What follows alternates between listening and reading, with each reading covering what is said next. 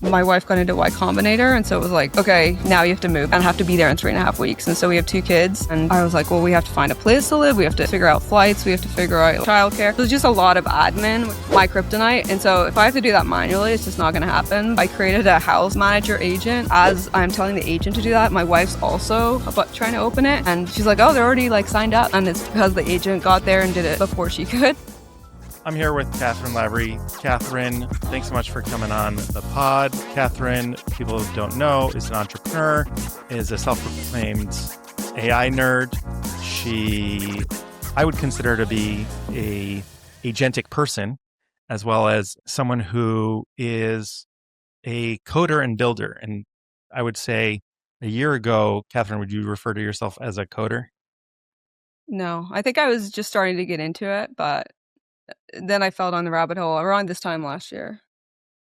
And what sort of piqued your interest, or where did you first get started? Well, I was creating this product for my company Best Self, and it was a physical product, but there was an app component to it, which I hired developers for, and then they let me down. And I think we had pre-sold a bunch of units. I had it in production, and then the first 2 developers that let me down, I was like, I have to just figure out how to do this. I hired a third. Basically, all 3 let me down, but between the second and the third, I was just like, okay, I have to figure this out. And so just jumping into Claude and then Codex. And again, just it's crazy that with your words, you can make something happen. And so it felt like superpowers. And I just like, okay, I want to learn more and more. And then I basically haven't stopped. Which is amazing. So it's been a year now. And then we got connected, I think, early this year through our friend Nick Gray. And we were talking about Claude Code. And then it was at the same time that OpenClaw came about. And then all of a sudden you went from not being a coder to contributing to the OpenClaw repo. Can you tell me about that, of what that was like?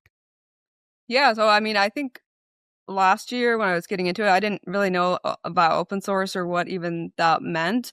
And I think in general, like in life, when I figure something out, I will help other people figure it out faster so they don't have to go through the same things. And so the great thing, I think OpenClaw was probably one of the first open source projects I submitted to. And I was just like, I would fix something for myself. And then I'd be like, oh, let me fix this for other people and submit a PR for the OpenClaw. And then when it was accepted, it was like, okay, this is cool. When you can actually, or when you see something, you can actually, usually in software, as far as my experience, when something didn't work, you're just like, oh, send in a support ticket. And so the idea that you could just fix it yourself and then,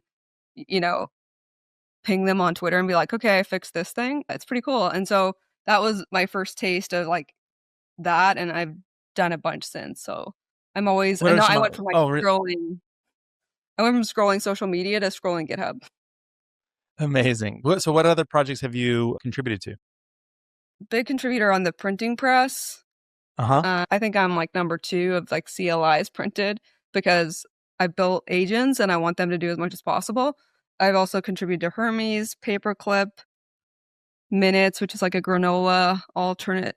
So I think cool. Those main about 4 or 5.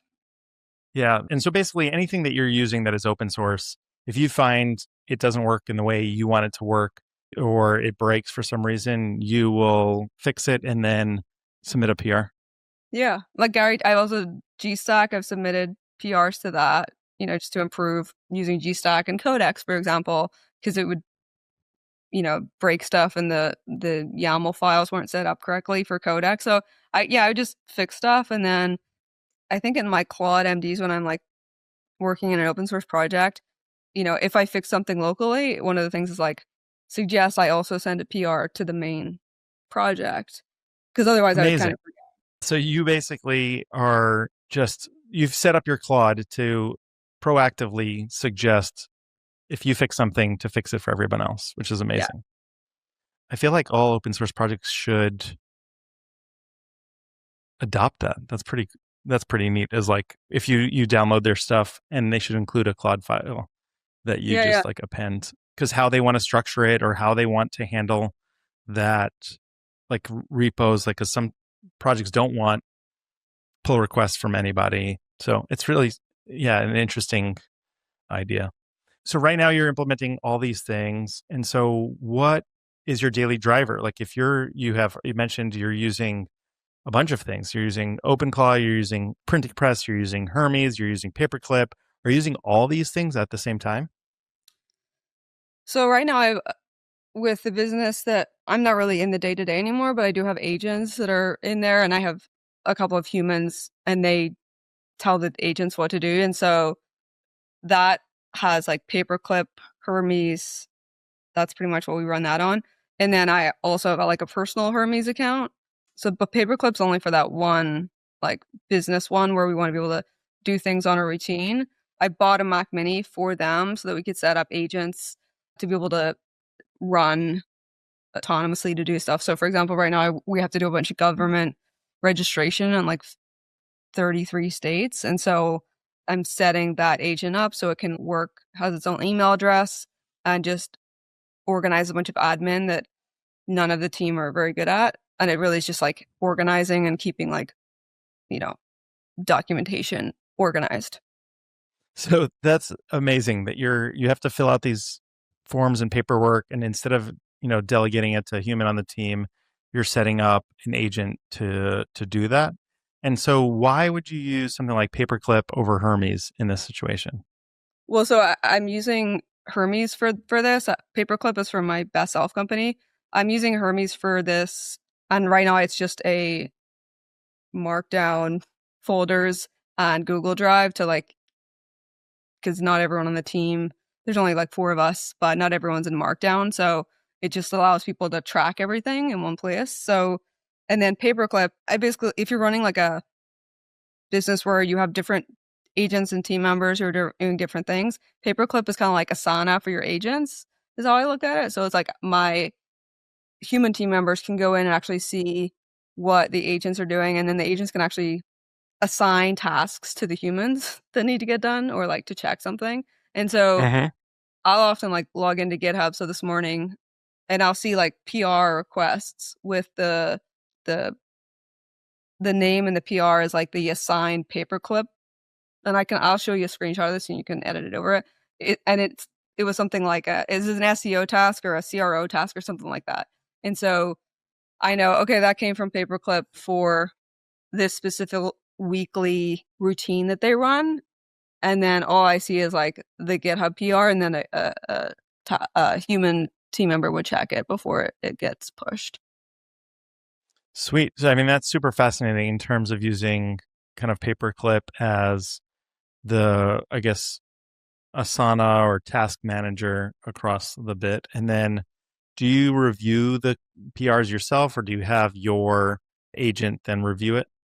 Yeah, I have an agent review, and then I also have Greptile set up, which I actually only know about from contributing to open source. That I've used CodeRabbit and Greptile, and so I feel that between those two, an agent and a human like checking that nothing is broken, like it's gotten so much better that almost you don't need a human anymore. But given that it's a running business, I don't want to just YOLO it. But that's like 3 lines of defense before it goes live. Yeah, amazing.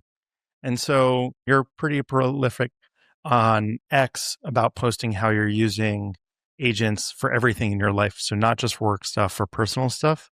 Can you share more about some interesting personal agents that you've set up?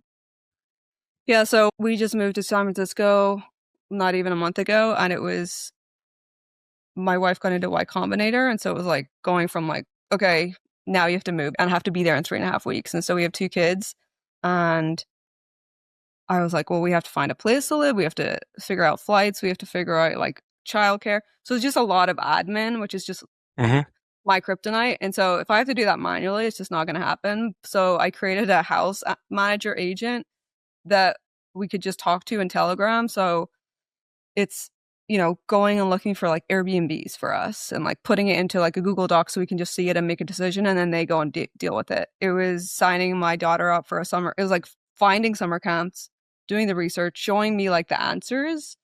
I would just do my own quick review and I'm like, okay, cool, let's sign her up for this one. And it does all the paperwork involved with that. And every day you have to sign them in and choose their meal for the next day. And so the agent will do that. And I'll just message in Telegram, so I don't have to log into a portal to do anything. Checking like adding things to our calendar. When we were still in Austin, one of the coolest things was like it being like, "Oh, do you want to sign Quinn up for PDO today?" And then just sending a text to my wife and I that she signed up, or do we want to sign her up? And the agent can move if you give them the right tools much faster than I could, because sometimes the wait list gets filled up quickly. And I was like, "Yeah, Yep. sign it up." And as I'm telling the agent to do that, my wife's also about trying to open it, and she's like, "Oh, they're already like signed up," and it's because the agent got there and did it before she could. Amazing. So it's things like that where, again, it's not like out of the box. These agents can just do that, but if you give them the right tools, so like I also have a bunch of like airline points, from the years in ecom, Hmm. but searching for flight, and I'm going to Japan at the end of the year, and so I'm trying to use points. I'm going from Austin. My mom's coming from Dublin, and my friend wants to come from Belgium, and I put off booking these flights because I was like, that's going to be such a brand damage, like trying to like figure all that out with points. And so I ended up I built what's it called? Arrow seats. I think that's where you can Uh-huh. like Uh-huh. plug in CLIs. So then in Claude Code, I just plugged that in and had it the first time I used it.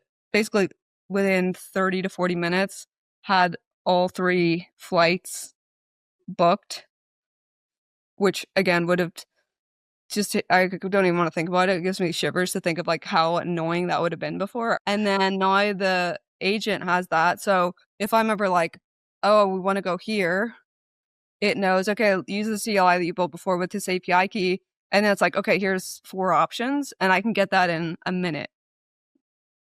So, it's like That's amazing. So you don't realize this, but you've kind of given like 12 examples in the last 2 minutes of like how you're using, because you're just so fluid in terms of, you know, anything that comes up in your head, you're just like, okay, how do I automate this? Like you feel the tension, you don't want, but you want to get it done. And so I would like to touch on a couple of things that you had shared that was really fascinating. One is that you have an agent that you and your wife both use. So are you both in Telegram for this? Is it texting you separately on iMessage? Like, walk me through the process. so the Juno is what her name is. She started in Telegram. My wife's not a big fan of Telegram, so I set up the routing inside of Hermes so that Hmm. whenever we're in a group text with her number and my number, the personality is Juno, which is the house agent. But if it's just Okay. me, because I had already set up my agent, which is my like chief of staff from my number, so Hmm. I didn't want to have to redo that. So it's basically like, okay, in this group message, which we just call it like House Lavery, it's almost like it's a split personality. And so Okay. when it goes into that message, it's routing to Juno, and that's how that works. I still have the Telegram set up, and we have the group message, and then I also will have the just me message when I'm having Juno do stuff, like personal stuff Hmm. for me that I don't want my wife like getting notified about.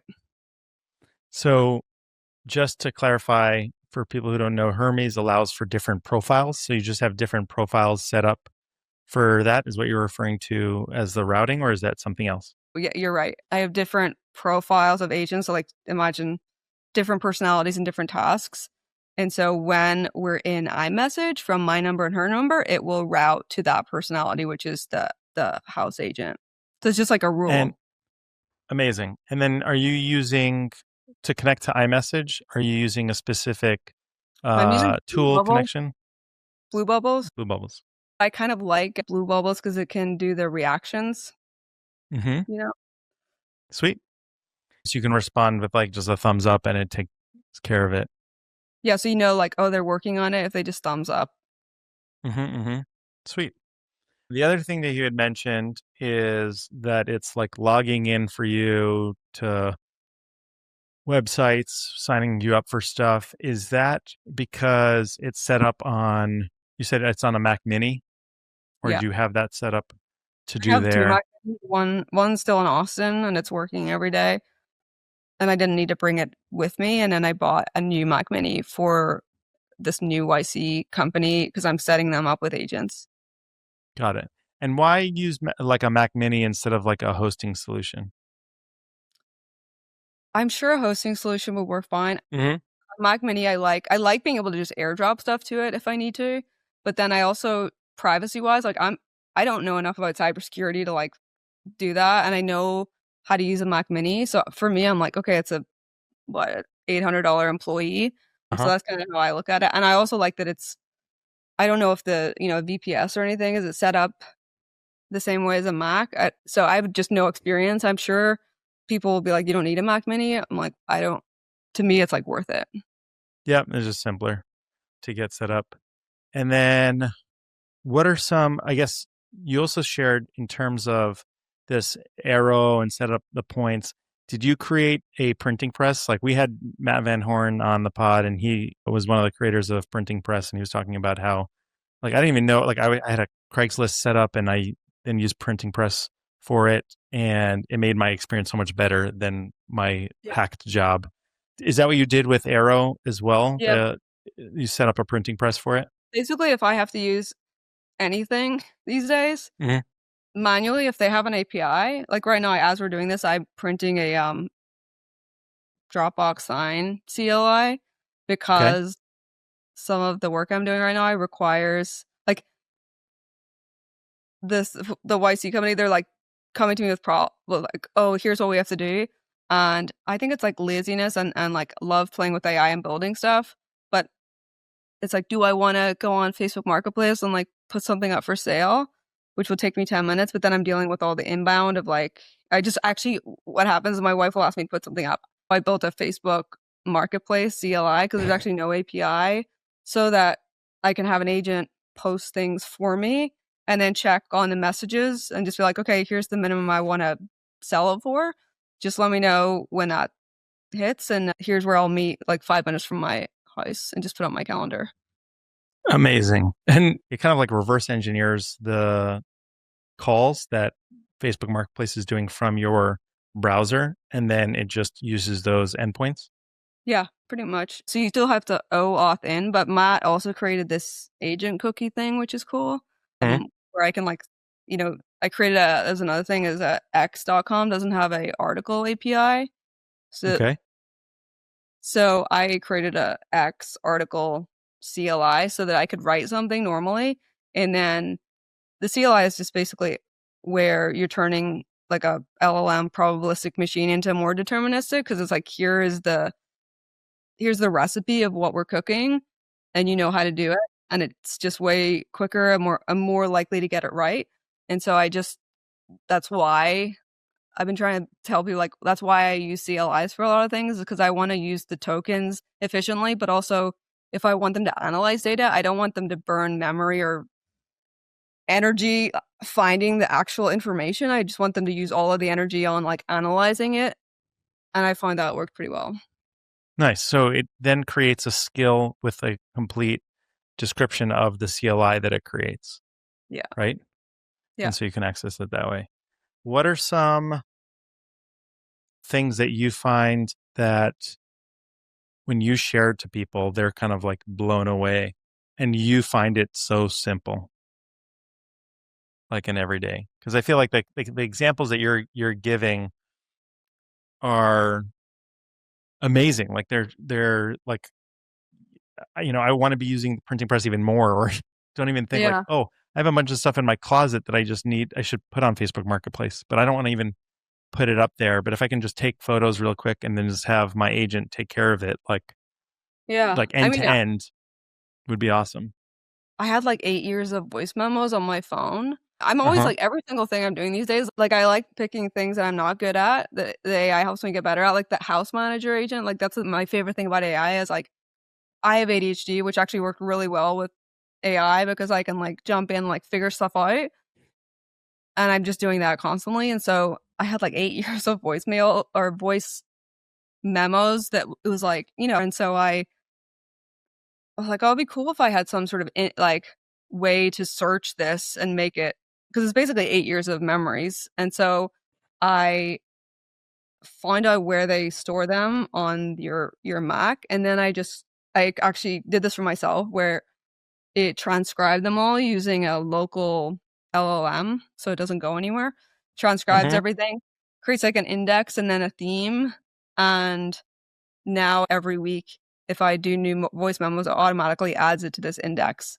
And so that's a way of like, okay, I just turned a thing that I was literally never going to do into something usable. Like, oh, that was an idea, or that was how I felt 3 years ago about this hard time. I often like go for walks and I kind of like talk to myself. And then what I Yep. was doing with before, Claude Code and everything, I would copy the transcript and then I would kind of drop it into ChatGPT and be like, okay, help me like figure out, maybe it's a to-do list, maybe it's like a problem I'm trying to solve. And so I would use it that way. And so this way it created kind of like a cat brain of like, here's like one source of information, because I think AI is only as good as its context. So I'm always trying to feed it context, and what better context of like how I talk to myself about what I'm thinking or what I'm doing or what I need to do, which was sitting in voice memos. Hmm. Hmm. I open sourced it, but on GitHub so other people could use it. Yeah, I used it when you shared it, and it's super awesome. I also did this for photos. I had like all the cameras on my photo rolls, and you can search. Apple like has native, but it's only like behind the Photos app where you can search for that stuff. But if you, I had a bunch of Gemini credits, and I had Flash go through it. I think it cost like $19 to go through That's a awesome. bunch of things. And now I can like index like what was that thing that I like screenshotted last week, Yeah. and it's pretty awesome to have access to that stuff. So like yeah, personalized kind of own indexing and searching. Have you gotten into, you had mentioned that you committed a PR to GStack. Are you using GStack or GBrain or any of those sort of like systems to help your agent?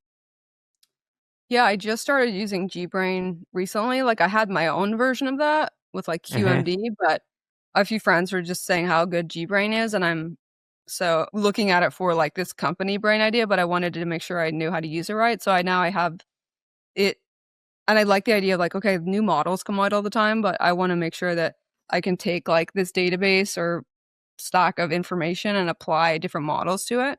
And then I do use GStack I use pretty much plan engineering review, I think is very good. Hmm. And then slash investigate when I'm trying to like figure out a bug. And then I think the design consulting, I think it's so whenever I'm going through, so I'm like building out this iPhone app right now for the YC thing. And so I went through, I always have like Claude planned just because I like Claude as a planner, but I have Yep. Codex do the actual coding. And I'll also have it check the plan because I think even with Fable, I think Codex 5.6 Sol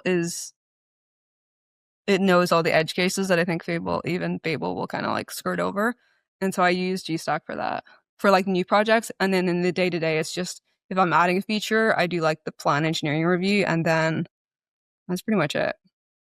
So you're using GStack for the skills that kind of like preset that have it in a certain way to set up the structure or interview or sort of research. Are there any other skills that you're using? I mean, I use a lot of skills. I built this for myself, but my agents will also use it. It's like agent improvement loop. And so I mine my own sessions every day, and anything that like, and I see it as I'm working. It's like learnings, errors, feature requests, where maybe it's like a tool issue or something that happened. And then every day it goes through and then fixes it so that I'm making my own workspace better as I use stuff. So for example, with my ecom company, there was one thing we're having issues with our email service, and I realized the CLI just wasn't good enough, and it was missing a piece. And so, had I had this system already, that would have come up as like, oh, add this piece to your email system. So it's like a how do you this idea of like 1% improvement, and if you're mining your Codex and Claude sessions every day of like, okay, this should be a skill, but or this should be a slash command because you say it a lot. Like the last one I built was, and this came from the agent improvement loop, was like slash codex build because I was having Fable orchestrate codex, and instead of me like explaining like, oh, I want you to do this and then have codex 5.6 solved, And now I just click Codex build and it already just does that. Amazing. And are you using your Hermes agent to do the building, or are you doing this in Cloud Code? Mostly I use Claude Code or Codex myself. What I Mm-hmm. have on Git is, so we have my best self company, we have an iPhone app, and so we have Sentry set up, which is it's basically an internal alert system if something doesn't work. And so I have agents are automatically checking that every day. And then if there's an error or something's wrong, it will bring up a PR. So I generally like either assign things to agents, but I like to do a lot of the like starting part myself, and then we'll assign stuff. Like if I know I'm like leaving the office, for example, the great thing about the Mac Mini is I'm like, oh, SSH into Knox or Ronin and do this, and then I'm not walking around with my laptop open, but I know Mm-hmm. I'm out for dinner and like the thing's working behind me.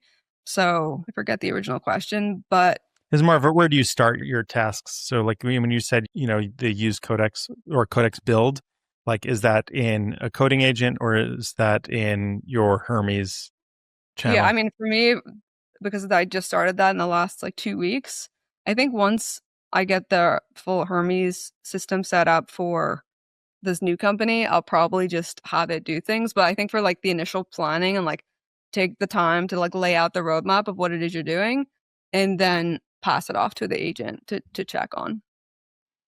Makes sense. The thing that I'm most fascinated about is the skill that you had mentioned, which is like the agent optimizer, or I forgot what you had called it, or improvement. And is that across all sessions? So you have it browse your Claude sessions as well as your Codex sessions and Yeah. your Hermes sessions, and then it gives suggestions, or it just automatically implements it. It doesn't automatically implement, so it gives suggestions. So if I go in to my Dropbox folder, it's like dot learnings. And then if I go in there, there's a few files. And then every day it's like checking it and then bringing it to my. So if it's like an error or something, some easy fix that's really just going to make my life better, it just does it. It had to hit the CLI like 4 times because the command was wrong or something. I don't even know that it would just fix automatically. But then if it's anything risky or anything that would need my insight, so that more than just like a feature request or something they want to add to the CLI. I was like, if I did this thing with the CLI and we could create a novel command around it, it would suggest that. And then I would look through the proposals. And by look through, I mean like give me the proposals and then it would tell me which ones it thinks is highest priority. And then I'll kind of like, okay, and then it will go and fix it. And then I will have it fix it for all, because I have my laptop, my Mac Studio, and then I have my, which is what those two are just my computers, and then I have the two Mac Minis, and I make sure that they sync every fix that we make goes to all the computers. Amazing. Does it have like the latest documentation from the agents, or is it based on some sort of corpus, or it's just based on what it has in its knowledge base around how to make these improvements? So it's basically based on what I've approved before and what I'm doing, and then again, if it's like a low risk error of just I have it in I think it's a Claude or agents file of like what is okay to just fix and then what to ask me about. Cool. Are you using any particular tools to manage your agents file or your skills? No, I have a actually what I do have is I have a GitHub repo which is Mm-hmm. just my dot agents, and I put all of my commands, hooks, skills in there, and then I symlink them into like because I don't want to have redundancy across Claude, Codex, whatever. And so Codex, they all read from the same file. And it also means that if I make a skill better, I'll push it to GitHub and then again, the other computers will pull that in. So every day it's like, if there's changes on that GitHub repo, it goes out to all the other three computers that might not have it yet. Yeah, Does that to make set sense? it up. Yep, So it's that just makes a sense. GitHub repo that I copy to other. So it's not like it's a real managed system, but it just means we're all reading from the same source. And if we improve something, we improve it again, improve it for everyone, reduce redundancy. Hmm. And I'd recommend people doing that as like a base layer for skills. And I mean, what do you use for skills? I'm curious, like how you manage it. Yeah, right now it's just through like Markdown Yeah. files, right? And I have it synced to GitHub as well. And I asked because I was actually just transferring my setup from Mini to Studio and wanted to figure out, okay, should I use my Mini for just like experimenting on new agents? I'm always trying new sort of Yeah. setups, new harnesses, and wanting to just quickly have that set up. And it makes most sense to just continue doing it by GitHub as well. So everyone's kind of referring to that stuff. I like how Claude is still holding out on the Claude MD while everyone else is using Yeah, agents.md. yeah. One of the things I was talking about with our group is with Fable is, we a lot of us got skills when we might have just been a bit trigger happy with the skills. And so actually having your sessions audited is like, what skills are you using? Are they good? Like at one point I had like multiple SEO skills that were just, and so I just had Fable go through and be like, okay, what skills like are just kind of boilerplate and not very good? What skills could be better based on our, my mind information? For like X, for example, I don't like plan out tweets. It's like in the moment, I'm like, oh, this would be a good tweet. And so it got to the point where then I created a skill for like X capture, which is just to basically like look at what we're currently doing. And, it has sort of the instructions and then helps me come up with a tweet based on what I'm doing in that window because and Hmm. those tweets are the best because it's what I'm doing right now that I think would be an interesting tweet. And I did that enough that it was like, okay, let me just create like a quick skill around this so I don't have to type out the same thing all the time. Yep. And there's some interesting things both now for Cloud Code and for Codex that you can like create skills by just showing it how to do stuff. Like there's a Mm. record function and just like you can record a video of how you're doing something and then it creates a skill so it can automate those processes as well. And so have you messed around with that yet? I have not, but it's funny because I was working on this like startup idea with a friend and we built basically that of just like it was all local where you record your screen that would figure out things to automate. And then it was one of those things where then we could see like I feel like Codex, and this is few months ago, and then Codex came out with the first one of like record your screen, and we were like, oh yeah, that's easy. There's so many startup ideas that Claude and Codex come out with. It's like, oh yeah, that makes sense. But I haven't tried it, but I mean, I know how powerful that is, especially with like things like Google Gemini, which is for like OCR of just uploading. I've done things where like I'll upload a video that I like the editing of, and I'll tell like Gemini, like, oh, I really like the editing. If I was to describe this to someone or an editor, how do I even describe it? And it'll, I watch every still and then explain exactly what it is. Or, old SOPs the company would have, you import them into Gemini and be like, create an SOP from this. Yeah. And you find that Gemini's better than using chat or Claude? I think for video specifically, and like, Hmm. I think it's cheaper and better than those right now. And it's, again, I think because I have a workspace account and I hit my limits on Codex and Claude, that I'm like, oh yeah, this is like free. Yeah, totally. I think that's how I see Gemini too is like, oh yeah, I forgot this exists. Oh, there's amazing video creation tools, image creation tools, as well as image and video analysis tools. And so I might start experimenting with that with like editing this podcast and seeing kind of what comes of that. Yeah, it'd I be feel like, like there's what like was a a good bunch of, moment? Yeah. yeah, exactly. I don't know if about the good moments, about more about what you had suggested around analyzing other people's content and sort of giving language to the things that I'm not familiar with that a video editor may, be familiar with. I think that's what LLMs are really good at is like the translation layer there. Is there anything else that you feel like you want to share with people that like more people should know about? I think sometimes it's a little overwhelming because there's so much to get into with AI.